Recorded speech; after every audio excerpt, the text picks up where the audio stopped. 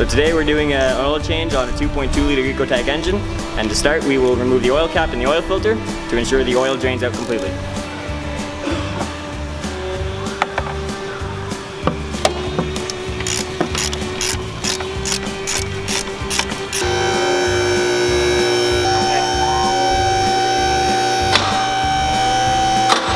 So here we are removing the oil drain plug, and I'll just loosen it first. One more with the camera. So this 2.2 liter Ecotec engine takes 4.7 liters, 5W30 with the removal of the oil filter.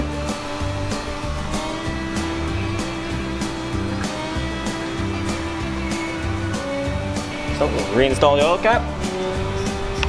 Start the motor for about 10 seconds, let all the oil get through it, and we'll check the oil level. Alright, so we'll check the oil level, make sure you're all good.